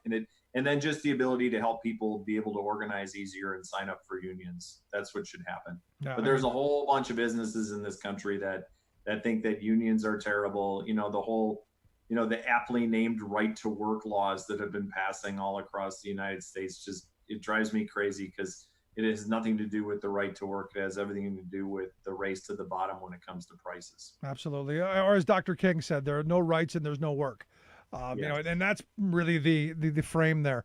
Let me ask you the question I ask everyone, because this comes back to why do you want to put yourself in the middle of this fishbowl at this moment? I mean, we've talked about some really great issues, which I think is fantastic, and I would love to see someone like you in the halls of Congress, fighting for these issues. But why do you want to put yourself through this? Yeah, it really started with the whole Trump election. I joke with people about this. I spent a lot of time Facebook arguing with people in the summer of 2016. And it was I was appalled that people thought this was the kind of leader that we wanted to lead our country. And really after that election, I sat back and looked at myself and asked myself, all right, Tom, you can complain about this or you can do something about it. And I'm a business and executive coach by trade now. And when my clients come to me and complain about things, I say, okay, you can complain about it or do something about it. What are you going to do? And I took that own advice on myself and said, okay, let's do something about this. And I thought, if a guy like me, who's a Navy vet, I worked in banking for 15 years, working with banks through Wall Street. And then for the last 15 years, owned a business coaching company where I really learned how people work and how leadership works and how management works. I thought if a guy like me can't run in a red district, who can? And it was funny because when I told people I was running, the first thing they said was, oh, somebody's going to finally primary Jim Sensenbrenner. I said, whoa, wait, I'm a Democrat. And they looked at me just in this weird way. And Third head kind of thing? Right. What do you mean you're a Democrat, Tom? And I said, well, you haven't been paying attention all these years. I'm for equality. I'm for justice in wages, in the justice system. And I'm for people having the ability to pull themselves up by their bootstraps, but you have to be able to give them bootstraps to start with. And I just thought, if a guy like me can't run and start to move things, who can? And so I jumped in. I had no idea what I was doing. I got some smart people on my side, but we took a 70-30 district. Sensenbrenner had run 19 times up till then. And he had run 5 times unopposed because people were like, he just can't be beat. Right. So 70-30. And we turned it into a 62-38. So we took a 40-point gap and turned it into a 24-point gap. And that was with very little name recognition. And I'm going to take credit for Jim Sensenbrenner retiring because I don't think he actually wanted to campaign this year. There's no way he wanted to go out and have to face me again. And, but the bottom line is we have a country that is broken right now. It's broken in so many different ways. But the bottom line is we've lost our way. As a country, I don't see us having a vision of where we want to go. I don't see us having an idea of what we really want to be about. And right now, when you lack those things, you end up fighting with each other. And it's easier for a guy like Donald Trump to come into that equation because he can just be divisive and it just gets people talking. He's the master at it. But the fact of the matter is, nothing we're doing right now is proactive in regards to what we're trying to build, what we're trying to do. We have huge infrastructure challenges that we're not even addressing right now. So we need vision. So the bottom line is, if somebody like me can't run and bring the skills of being able to do some planning, some strategic elements to the equation, and actually make a difference, who can. And I just thought, I got to get in the game. Good for you. Good on you. I wish you nothing but the best. I'd love to have you come back and share some more thoughts. We need people with vision, with leadership ability, and with simple logic, common sense, rational thought, all of those things. Tom, I appreciate the time. Thanks so much. My pleasure. And I just want to plug very briefly the No Dem Left Behind movement. You know, I'm part of a coalition of people running in red and turning into blue districts. So if you haven't heard of us before, look us up. No Dem Left Behind. Terrific stuff. Thank you so much, Tom. Tom Palowitz. Make sure you check out his website, tomforwi.com. We'll get links out and you can check that out. And if you got a couple extra bucks, throw him a couple of bucks. The campaign can always use it. It would be great to see someone like him take one of those red districts. Let's take a quick break. Right back after this. Stick around. You're listening to The Rick Smith Show. We're working people. Come to talk.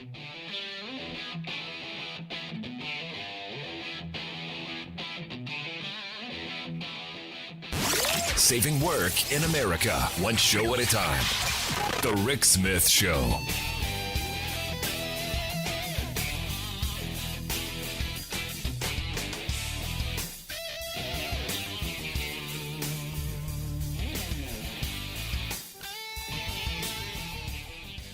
I'm Rick Smith, and this is Labor History in 2.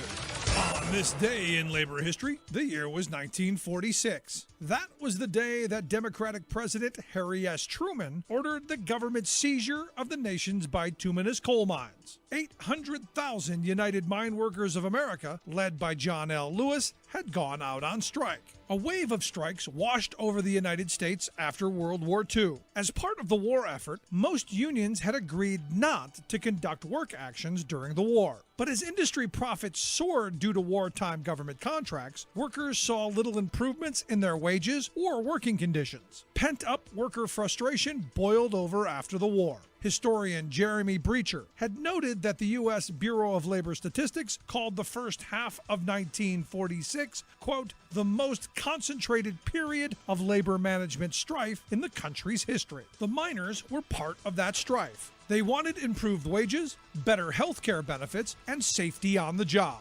The strike had a ripple effect felt far beyond the coal fields. In early May, the Chicago Tribune warned, quote, the nation's worst coal strike tonight slowed the wheels of American industry toward a predictable full stoppage. Coal turned the wheels of industry, and the strike had drastically slowed mining. The government seized the mines and ordered the miners back to work. But still, the coal companies refused to meet the coal miners' demands. Unsatisfied with the resolution of the strike, the miners walked out again in November. The government fined the union $3.5 million, which it later reduced. President Truman called the work actions a rebellion against the government. But the determination of the miners forced the owners to agree to most of their demands. Labor History in 2 brought to you by the Illinois Labor History Society and The Rick Smith Show. For more information, go to laborhistoryin2.com.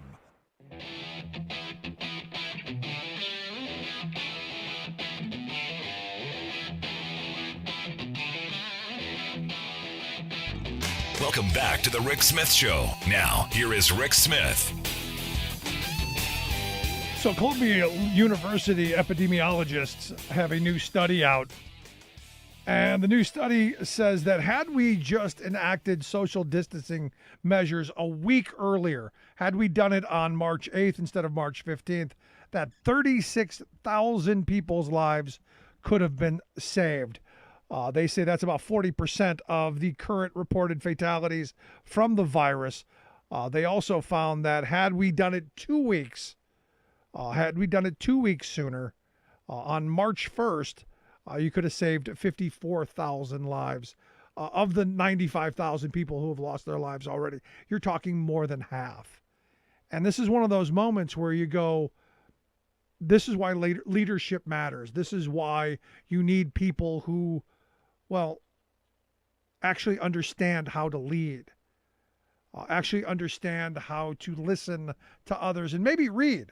Maybe, because again, I think this, much like the situation with Bush and the August 6th presidential daily briefing, I don't think they read any of them.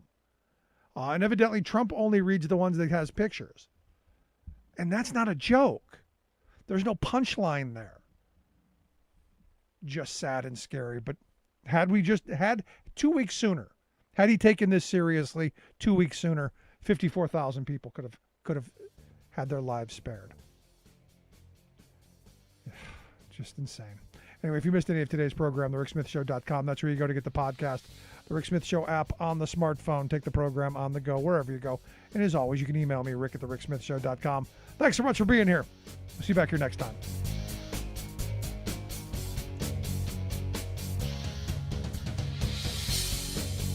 You've been listening to The Rick Smith Show. Email Rick at rick@thericksmithshow.com. Until next time, this has been The Rick Smith Show, where working people come to talk. It's time for the